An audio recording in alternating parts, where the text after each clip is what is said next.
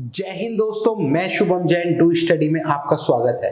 भारत की मिट्टी ने अनगिनत साम्राज्यों का उत्थान और पतन देखा है, लेकिन 13वीं शताब्दी की शुरुआत में ही एक ऐसा अध्याय लिखा गया जिसने पूरे उपमहाद्वीपों की राजनीति और संस्कृति को एक नई दिशा दी।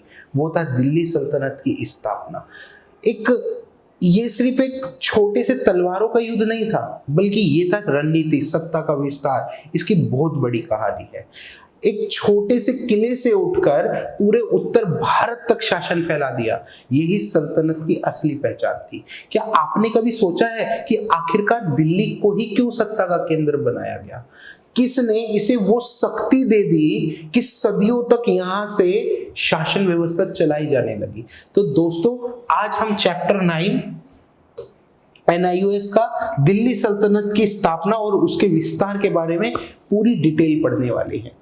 ये अध्याय हमें सिर्फ एक इतिहास नहीं सिखाता, बल्कि ये बताता है कि एक सत्ता की नींव को कैसे रखा जा सकता है और उसे स्थायी कैसे बनाया जाता है। तो दोस्तों, इसके बारे में हम पूरी डिटेल पढ़ने वाले हैं। तो दोस्तों, थोड़ा आगे बढ़ते हैं। सबसे बड़ी चीज क्या है? दिल्ली सल्तनत की स्थापना और उसका विस्तार। जैसे कि आपने देखा, ये हमारे चैप्टर का नाम भी था। भारत के इतिहास में 1206 ईस्वी से लेकर 1526 ईस्वी तक का काल दिल्ली सल्तनत का काल कहा जाता है।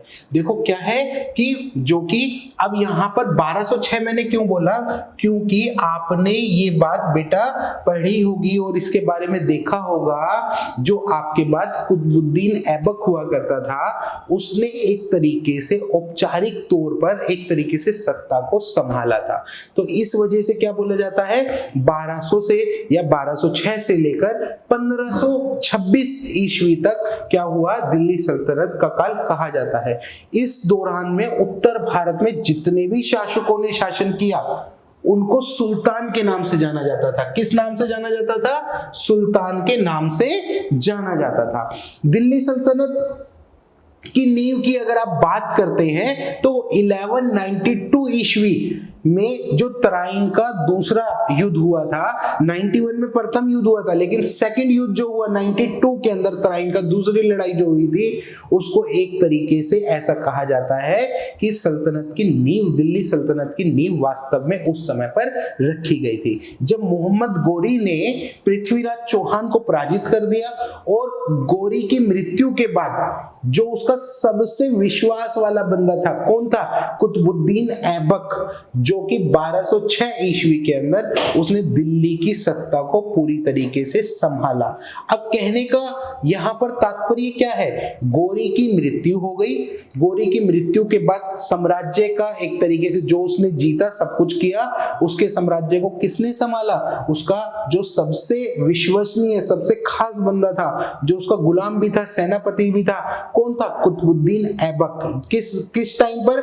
1206 ईस्वी के अंदर संभाला। यहीं से उसी समय से 1206 से ही कहा जाता है औपचारिक शुरुआत मानी जाती है कि जो मुगल एक तरीके से सल्तनत काल की यहां से औपचारिक शुरुआत हो गई थी। तो देखिए, इसके अंदर एकदम सिंपल दिल्ली सल्तनत नाम दिया गया। मोहम्मद गोरी के द्वारा पृथ्वीराज को कौन से दूसरे तराइन के युद्ध में हराया गया, और हराने के बाद क्या हुआ, वहां से एक तरीके से स्थापना हो गई। लेकिन 1206 में एक तरीके से औपचारिक तरीके से हुआ। यहां पर प्रमुख 5 वंश थे, जिसके बारे में इस चैप्टर के अंदर मेनली आपको पढ़ना है। गुलाम वंश के बारे में, जिसने 1206 से लेकर 1290 तक दिल्ली के ऊपर शासन किया।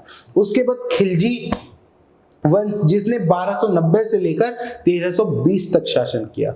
तुगलक वंश, जिसने 1320 से लेकर 1414 तक शासन किया। सैयद वंश, जिसने 1414 से लेकर 1451 तक शासन किया। लोधी वंश, जिसने 1451 से लेकर 1526 तक क्या किया, यहां पर शासन किया। तो बेटा, यहां पर 5 प्रमुख वंश हैं आपके पास, इनको नोट कर लेना बहुत जरूरी है। इन 5 वंश के ऊपर ही पूरा चैप्टर टिका हुआ है। आपको बहुत डीप नहीं जाना है, जो बेसिक बेसिक स्ट्रक्चर है मैं अकॉर्डिंग टू सिलेबस ही लेके चल रहा हूं आपको, क्योंकि डीप में अगर आप बात करेंगे तो एक वंश के बारे में 3 से 4 घंटे की वीडियो भी बन सकती है, लेकिन मैं बेसिक स्ट्रक्चर पे लेके चल रहा हूं, जितना आपको पता होना चाहिए उतनी ही हम क्या कर रहे हैं बेटा यहां पर बात कर रहे हैं। तो ये 5 वंश है, पांचों वंश के बारे में आपको बहुत बेसिक बेसिक स्ट्रक्चर देखना है, जो हम आने वाली स्लाइड में देखते हुए चलेंगे। थोड़ा आगे बढ़ जाते हैं। अब आगे बढ़ते हुए बेटा यहां पर क्या है, एकदम सिंपल क्या है, अब प्रारंभिक मुस्लिम आक्रमण, दिल्ली सल्तनत की स्थापना से पहले भी भारत पर बहुत सारे मुस्लिम आक्रमण हुए। इनमें सबसे पहला और प्रमुख आक्रमण जो हुआ करता था वो 712 ईस्वी में हुआ। मोहम्मद बिन कासिम ने जो सिंध के ऊपर हमला किया अरब की सत्ता यहां पर स्थापित करने के लिए, ऐसा कहा गया कि उसने 11वीं शताब्दी में मोहम्मद गजनवी ने भारत पर लगभग 17 आक्रमण किए थे।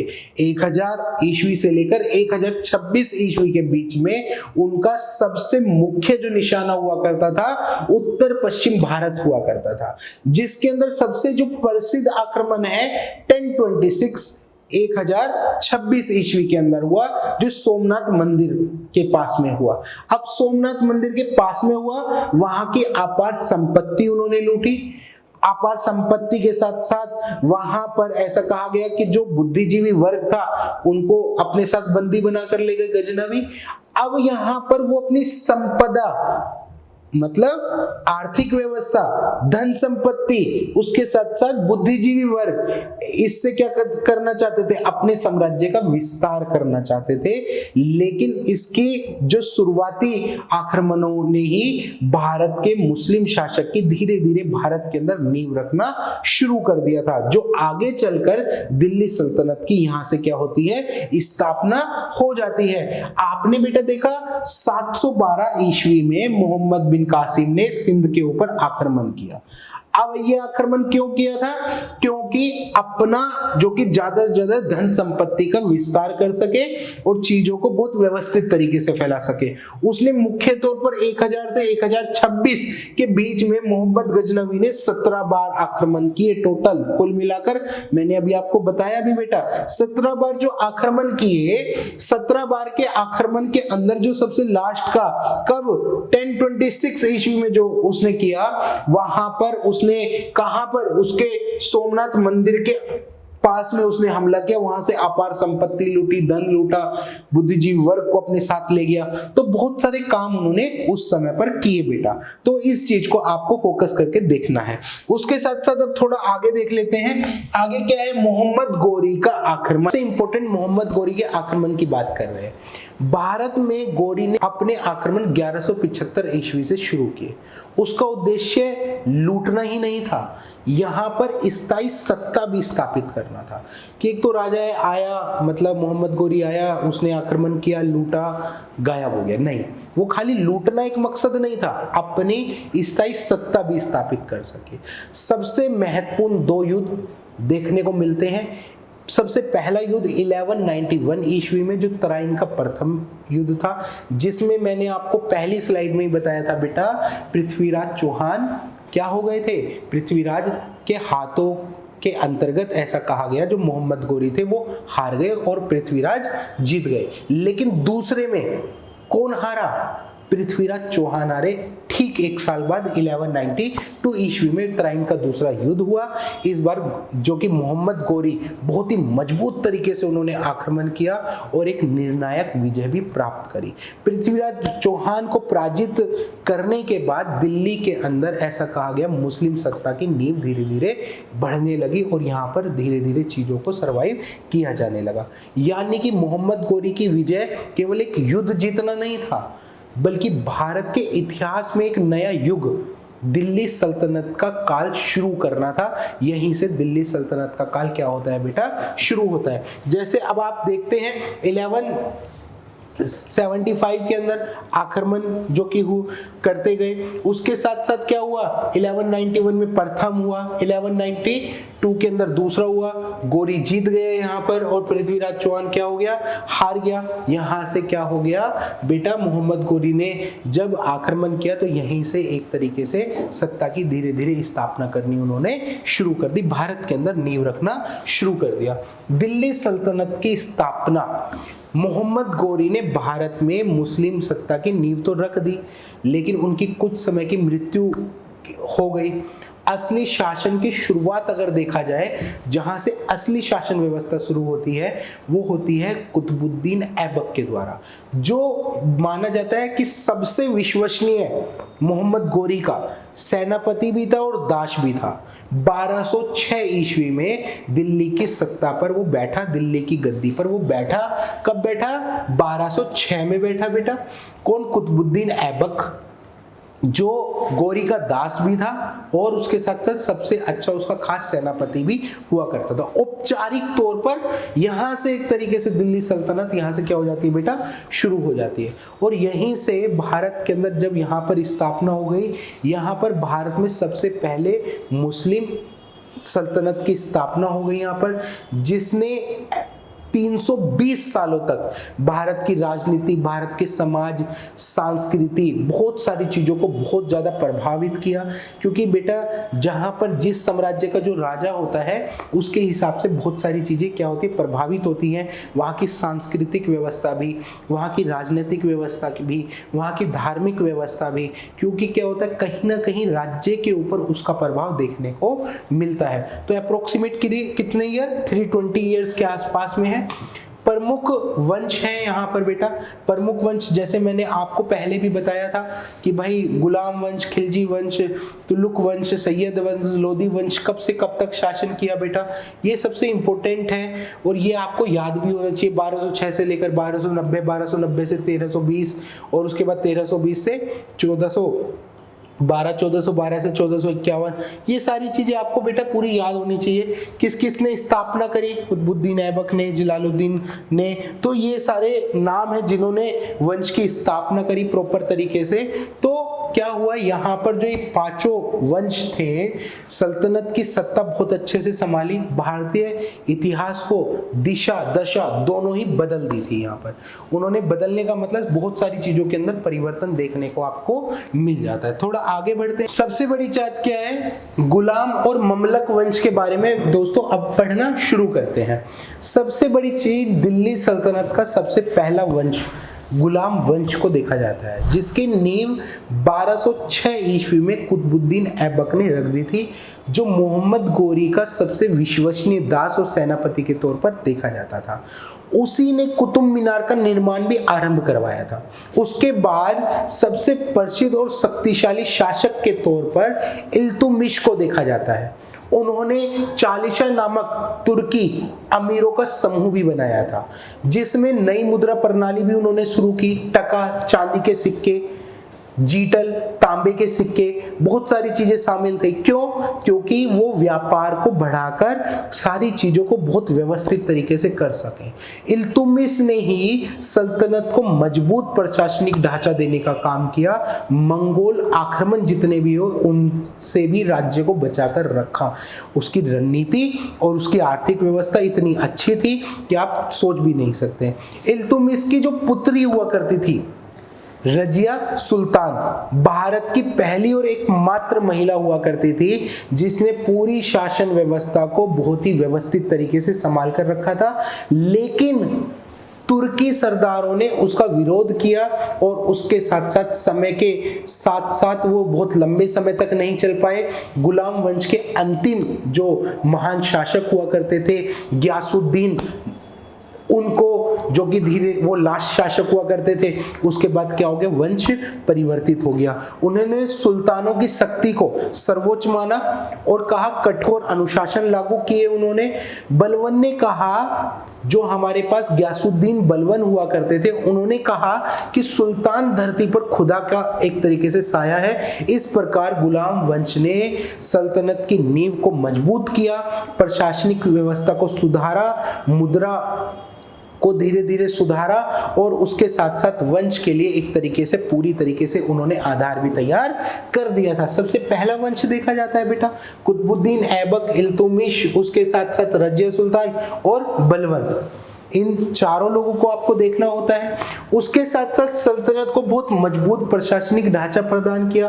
किसने? इल्तुतमिश ने, क्योंकि सबसे शक्तिशाली शासक। उसके बाद क्या हुआ? इल्तुतमिश ने अपनी योग्यता से चालीसा मतलब अमीर लोगों का संगठन भी बनाया। उसके साथ साथ टका, जियल ऐसी जैसी मुद्रा भी उन्होंने, जो कि पूरी व्यवस्थित तरीके से सारी चीजें उन्होंने स्थापित की। क्यों की? ताकि एक तरीके से दूसरे क्षेत्रों से बहुत बड़े लेवल पर व्यापार भी किया जा सके।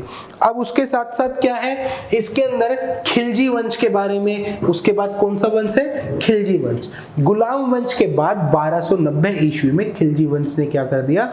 यहाँ पर स्थापना कर दी। उसका सबसे पहला शासक हुआ करता था जलालुद्दीन खिलजी, जिसने बुजुर्गों को बहुत जो कि सम्मान दिया, उसकी नीतियों को भी अपनाया।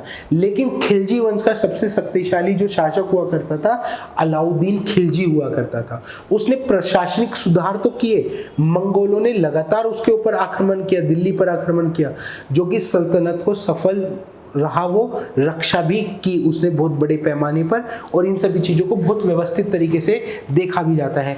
उसने क्या हुआ? दक्षिण क्षेत्रों के अंतर्गत भी जो कि क्या हुआ? विस्तार किया।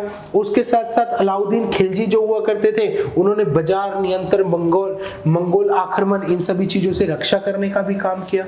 अलाउद्दीन ने सबसे बड़ा सुधार क्या किया था? बाजार नियंत्रण के ऊपर किया था, जिसमें अनाज, वस्त्र, घोड़े की कीमत को तय करना, बहुत ही कठोर तरीके से निगरानी रखी जाती थी, क्योंकि राज्य की आय के प्रमुख संसाधन के तौर पर भी देखा जाता था। उसकी सेनाओं को दक्षिण भारत में बड़े अभियान उन्होंने चलाए, जहां पर उन्होंने कहा कि भाई जो कि उनके द्वारा समुद्र तक अपने राज्य को फैलाने की कोशिश की गई। अलाउद्दीन के दरबार में महान कवि अमीर खुसरो भी हुआ करते थे, जिन्होंने तोता ए हिंद भी कहा। क्या कहा उन्होंने? तोता ए हिंद। इस प्रकार खिलजी वंश ने सल्तनत की प्रशासनिक स्थिति को बहुत मजबूत किया, आर्थिक स्थिति को बहुत तेजी से सुधारा। तो इसके बारे में बात की जाती है। दक्षिण के अंतर्गत उन्होंने देवगिरी और भी बहुत सारे क्षेत्रों के अंदर अपने अभियान चलाए, विजय अभियान चलाए, और उसके साथ साथ क्या हुआ? उन्होंने डेवलपमेंट करने की भी बात की है। थोड़ा आगे देख लेते हैं बेटा। अब दोस्तों यहाँ पर शुरू करते हैं तुगलक वंश के बारे में। तुगलक वंश क्या हुआ? 1290 में खिलजी वंश के बाद 1320 ईस्वी में तुगलक वंश की स्थापना हुई। इस वंश की स्थापना गियासुद्दीन तुगलक ने की थी, जो प्रशासनिक और संगठित उन्होंने पूरे साम्राज्य को किया। न्यायप्रिय शासन वो माना जाता था कि उन्होंने न्यायप्रिय मतलब बहुत ही व्यवस्थित तरीके से किया। लेकिन बाद में आया कि मोहम्मद बिन तुगलक, जितने विचित्र और चमत्कारी राजा कहा जाता था, उसे कुछ महत्वाकांक्षी लोग असफल भी कहते थे। क्यों? क्योंकि उसने क्या है, दिल्ली से दौलताबाद अपनी राजधानी शिफ्ट कर दी थी। उसके साथ साथ टोकन मुद्रा जारी करने का उन्हीं को ही वो चलाया जाता है, उन्होंने अभियान चलाया। इस प्रयोग के कारण ऐसा कहा गया कि वो बहुत सारी चीजों में विफल हुए, उनके प्रयास हमेशा विफल हुए। तो उनके प्रयास एक तरीके से सारे विफल इसलिए हुए क्योंकि उन्होंने रणनीति तो बहुत कुछ बनाई थी, लेकिन वो पूरी तरीके से अच्छे से ना तो इम्प्लीमेंट हो पाई और ना ही बहुत व्यवस्थित तरीके से देखा जाता है। तो गियासुद्दीन तुगलक और उसके साथ साथ मोहम्मद बिन तुगलक, फिरोज शाह तुगलक, ये प्रमुख शासन के तौर पर देखा गया। लेकिन क्या हुआ? दिल्ली से शिफ्ट कहाँ किया गया? दौलताबाद में मुद्रा सुधार, टोकन मुद्रा का प्रबंध किया गया। तो ये सारी चीजें इन्होंने की। उन्होंने सिंचाई व्यवस्था भी बढ़ाया, नहर बनवाई, उसके साथ साथ करों में रियायतें भी दी, कई धार्मिक स्थलों का निर्माण भी कराया। इसके बाद भी शासन प्रशासनिक स्थिति वहाँ की बहुत अच्छी बेहतर कुछ चीज़ों के अंदर तो हुई, लेकिन बहुत स्थिर नहीं हो पाई। कुल मिलाकर तुगलक वंश ने गयासुद्दीन की नींव को तो रख दिया, लेकिन मोहम्मद बिन तुगलक के प्रयास किए फिरोज शाह तुगलक की स्थिति को विकास प्रदान भी किया, लेकिन बहुत ज्यादा स्थिति उनकी डेवलप नहीं हो पाई। थोड़ा आगे देख लेते हैं, आगे क्या है सैयद एवं लोदी वंश के बारे में। अब क्या हुआ कि तुगलक वंश के बाद 1414 ईस्वी में सैयद वंश की स्थापना हुई। सैयद शासन बहुत ही कमजोर थे और उसका शासन केवल एक नाम मात्र तक ही सीमित था। इसके बाद मंगोल आक्रमण और राजनीतिक अस्थिरता धीरे धीरे बढ़ती गई। इसी के कारण ऐसा कहा गया कि सैयद वंश को दिल्ली सल्तनत का सबसे कमजोर दौर भी माना जाता है। उसके बाद 1451 ईस्वी में लोदी वंश की स्थापना हुई, जो दिल्ली सल्तनत का अंतिम वंश भी था। लोदी वंश का सबसे प्रसिद्ध शासक इब्राहिम लोदी था और उसके साथ साथ इसके शासन में अफगान सरदारों और उसके साथ साथ इब्राहिम के बीच में बहुत सारे संघर्ष भी हुए और 1526 ईस्वी में पानीपत का प्रथम युद्ध हुआ। इब्राहिम लोदी को बाबर ने पराजित कर दिया और उसके बाद हार के साथ ही दिल्ली सल्तनत का क्या हो गया दोस्तों, अंत हो गया। तो कहने का तात्पर्य क्या हुआ, ये धीरे धीरे कमजोर होते गए। लोदी जो कि दिल्ली सल्तनत का अंतिम शासक के तौर पर देखा जाता है और उसके साथ साथ क्या है बेटा, यहाँ पर बाबर ने आक्रमण किया और उसके बाद क्या हुआ, प्रथम जो पानीपत का युद्ध था उसके बाद वो पराजित हो गए। पराजित होने के बाद मुगल साम्राज्य का धीरे धीरे करके क्या हुआ, समापन यहाँ पर एक तरीके से शुरू हो गया। अब शासन व्यवस्था यहाँ की देख लेते हैं। शासन व्यवस्था में दिल्ली सल्तनत की शासन व्यवस्था बहुत संगठित और एक अनुशासित थी। सबसे महत्वपूर्ण व्यवस्था थी यहाँ पर इक्ता प्रणाली, जिसमें अधिकारियों को जमीन तो दी जाती थी और बदले में प्रशासन और सेना का खर्च उठाने की जिम्मेदारी भी उसको सौंप दी जाती थी। सेना को मजबूत और विशेष ध्यान दिया गया था। इल्तुतमिश और अलाउद्दीन खिलजी ने सेना बहुत सारे सुधार किए और बलबन ने कठोर अनुशासन व्यवस्था भी लागू करी ताकि सारी चीजें बहुत व्यवस्थित तरीके से, एकता प्रणाली, जमीन और अधिकारी जो कि सारी चीजें दी जाती थी, लेकिन अधिकारियों का खर्चा भी किसके ऊपर, व्यक्तियों के ऊपर डाला जाता था। सेना, न्यायिक और आर्थिक व्यवस्था को सुधार किया। उसके साथ साथ न्यायिक प्रणाली यहाँ पर शरिया कानून के पालन से होती थी। 40 यानी ग्रुप ऑफ 40 नामक एक अमीर का समूह भी बना गया था जो पूरे प्रशासन को नियंत्रित करता था। नियंत्रण का मतलब है कि क्या होना चाहिए समाज के अंदर, कैसे होना चाहिए। आर्थिक स्थिरता को धीरे धीरे बढ़ाया गया ताकि इल्तुतमिश ने टका और जिलत जैसी जारी मुद्रा कर दी। अब शासन व्यवस्था जो कि एक तरीके से मजबूत हो सके, शासकों ने कर वसूलने की व्यवस्था को बहुत ही मजबूत बनाया था। इस प्रकार दिल्ली की प्रशासनिक और आर्थिक व्यवस्था को देखा जाए तो बहुत मजबूती प्रदान की थी। तो कहने का तात्पर्य क्या है बेटा, यहाँ पर एकदम जो कि शासन व्यवस्था की बात की जाए तो सेना की बात की जाए, न्याय की बात की जाए या पूरे प्रशासन को चलाने की बात की जाए या पैसे की बात की जाए कि कहाँ कहाँ से पैसे इकट्ठा होके आ सकता है, तो बहुत ही व्यवस्था प्रदान करने की कोशिश की गई थी। उसके बाद अब हम थोड़ा सा आगे देख लेते हैं पतन के क्या क्या कारण थे। अब सबसे बड़ी चीज क्या है, पतन के क्या क्या कारण के अंतर्गत दिल्ली सल्तनत का पतन, बहुत सारे कारण थे उनके। सबसे पहला, वंशगत संघर्ष हो रहा था। उत्तराधिकारी लगातार लड़ाई करते जा रहे थे और धीरे धीरे पूरी सत्ता कमजोर होती जा रही थी। सामंतों और प्रांतों का, गवर्नरों का बार बार विरोध हो रहा था। केंद्र जिसके कारण क्या हमेशा अपने काम से भटकता जा रहा था। प्रशासनिक अक्षमता थी, प्रशासन बहुत अच्छे से काम ही नहीं कर रहा था। भ्रष्टाचार, जनता और उसके साथ साथ इन सभी चीजों को देखा जाए तो वो बिल्कुल व्यवस्थित नहीं था। उसके अलावा ये देखा जाए कि नई शक्ति धीरे धीरे उदय होती गई, जैसे बाबर का मार्गदर्शन मिला बहुत सारे, जिसके कारण क्या हुआ 1526 में इब्राहिम लोदी को हराकर दिल्ली की सल्तनत का क्या कर दिया गया, अंत कर दिया गया। तो देखो बेटा क्या है, वंशानुगत संघर्ष हुआ, उसके साथ साथ सामंत और जानते हैं गवर्नरों का धीरे धीरे विरोध होता गया, प्रशासनिक व्यवस्था अच्छी नहीं थी, भ्रष्टाचार फैल गया। उसके साथ साथ तैमूर के बार बार हमले होते गए, मंगोल के हमले होते गए, आर्थिक व्यवस्था कहीं ना कहीं कमजोर हो गई। उसके साथ साथ नवीन शक्तियों का धीरे धीरे बड़ी और अच्छी शक्तियों का क्या होने लगा, उदय होने लगा, जिसके कारण ऐसा कहा गया कि दिल्ली सल्तनत का क्या हो गया, पतन हो गया। अब थोड़ा आगे देख लेते हैं, कुछ महत्वपूर्ण यहाँ पर क्वेश्चन है। तो बेटा आज हमने देखा कि दिल्ली सल्तनत का इतिहास केवल युद्ध और शासकों की कहानी नहीं है, बल्कि ये भारत की राजनीति और यहाँ के समाज संस्कृति पर एक बहुत ही गहरा असर डालती है। उसके साथ साथ सल्तनत के उत्थान और पतन में हमने सीखा कि एक मजबूत प्रशासनिक व्यवस्था और एकता किसी भी शासन को सबसे बड़ा बना सकती है। तो आप अब इन सभी प्रश्नों को अच्छे से तैयार करेंगे, प्रैक्टिस करेंगे। अगर कोई भी ऐसा क्वेश्चन आपको लगता है कि जो आपको नहीं आ रहा है, तो आप हमें कमेंट में बता सकते हैं। हम कोशिश करेंगे कि उसका पूरा सॉल्यूशन आपको प्रोवाइड करें। उसके साथ साथ कोई ऐसी टॉपिक अगर आपको लगता है जो समझ नहीं आ रहा है, तो वो भी आप पूछ सकते हैं। उसके अलावा हमारे चैनल पे और भी बहुत सारी क्लासेस चल रही हैं, पॉलिटिकल साइंस की, होम साइंस की, तो आप वो भी ज्वाइन कर सकते हैं। और फिर मिलते हैं नेक्स्ट वीडियो के साथ। जब तक के लिए जय हिंद, जय भारत।